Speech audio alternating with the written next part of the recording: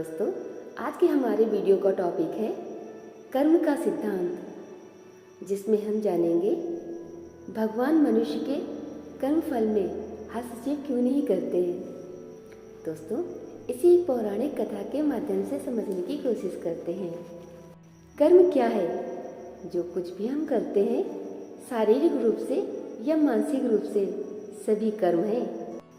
कई बार हम पूर्व जन्मों के कर्म के कारण वर्तमान के कर्म कर रहे होते हैं। कर्मों के सिद्धांत में बहुत सारे नियम हैं, लेकिन एक सवाल जो हर किसी के मन में आता है वह है कि भगवान मनुष्य के कर्म फल में हस्तक्षेप क्यों नहीं करते।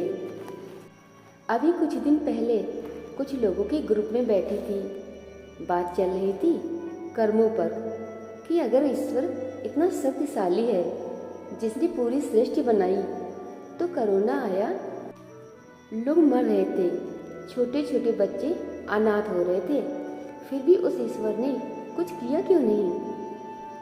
अपने बनाए ह्यूमंस को वो बचाने क्यों नहीं आया?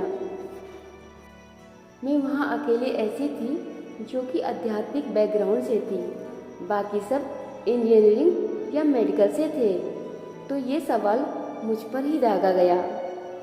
मैंने उस वक्त तो कोई जवाब नहीं दिया, ये कहकर कि कर्मों का सिद्धांत बड़ा जटिल है, इसमें खुद भगवान भी दखल अंदाजी नहीं कर सकते।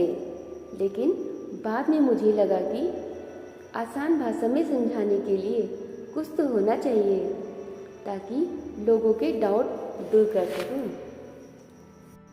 तो दोस्तों, इसी बात को आज हम एक पौराणिक कथा के माध्यम से समझते हैं, जो कि शिव और पार्वती जी से जुड़ी हुई है। एक बार भगवान शंकर और माता पार्वती धरती लोक पर भ्रमण पर निकले। रास्ते में माता पार्वती ने देखा कि एक नदी में कई सारे बच्चे तैर रहे हैं, मस्ती कर रहे थे। उन्हीं के बीच एक बच्चा किनारे पर उदास बैठा था। तब माता पार्वती ने उत्सुकता से शिव जी से पूछा कि ये बच्चा इतना उदास क्यों है? तब शिव जी ने कहा कि ध्यान से देखिए पार्वती, इस बच्चे के दोनों हाथ नहीं हैं, ऐसे में ये कैसे तालाब में तैरेगा और बाकी बच्चों के साथ मस्ती करेगा। ये देखकर पार्वती जी को बहुत बुरा लगा। उन्होंने शिव जी से कहा कि आप इस बच्चे को दोनों हाथ दे दीजिए। तब शंकर जी ने पार्वती माँ को समझाया कि नहीं, ईश्वर खुद किसी के कर्म फल में हस्तक्षेप नहीं कर सकता। हर आत्मा अपनी कर्मों का फल प्राप्त करती है। लेकिन पार्वती तो माँ है, उनकी करुणा कम ही नहीं हो रही थी। बार बार विनती करने के बाद आखिर शिव जी ने उस बच्चे को हाथ दे ही दिए और वह बच्चा भी पानी में तैरने लगा। एक सप्ताह बाद शंकर पार्वती जी फिर वहाँ से गुजरे। इस बार मामला उल्टा था, सिर्फ वही बच्चा तैर रहा था और बाकी सब बच्चे बाहर थे। पार्वती जी ने पूछा, ये क्या है? शंकर जी ने कहा, ध्यान से देखो, वह बच्चा जिसको मैंने हाथ दिए थे अब दूसरे बच्चों को पानी में डुबो रहा था, इसीलिए सब बच्चे भाग रहे हैं। शंकर जी ने जवाब दिया, हर व्यक्ति अपने कर्मों के अनुसार फल भोगता है। भगवान किसी के कर्मों के फेर में नहीं पड़ते हैं। उसने पिछले जन्मों में हाथों द्वारा यही कार्य किया था। हाथ मिल जाने पर फिर से वह दूसरों की हानि करने लगा है। प्रकृति नियम अनुसार चलती है, किसी के साथ कोई पक्षपात नहीं करती।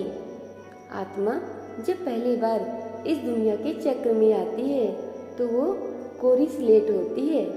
इस माया में आकर उसके कर्मफल धीरे धीरे बनते हैं और इन्हीं कर्मफलों के अनुसार वो बार बार या तो जन्म लेती है या फिर मोक्ष को प्राप्त होती है। इसीलिए परमात्मा कभी किसी के कर्मफल में दखल नहीं देते, क्योंकि हर आत्मा की अपनी जर्नी होती है। तो दोस्तों, कर्म के सिद्धांत के बारे में ये जानकारी आपको कैसी लगी? क्या आपको इस कहानी से कुछ सीखने को मिला। अगर दोस्तों आपके लिए कहानी कुछ भी वैल्यूबल हो तो आप अपनी राय हमें कमेंट करके अवश्य बताएं। आपकी राय से हमें मोटिवेशन मिलेगा इसी तरह की और भी वीडियो बनाने के लिए। साथ ही इस वीडियो को अपने दोस्तों के साथ में शेयर कीजिए, लाइक कीजिए, सब्सक्राइब कीजिए। मिलते हैं एक नई जानकारी के साथ में एक नए वीडियो में। तब तक के लिए आप सबका तहे दिल से बहुत बहुत धन्यवाद।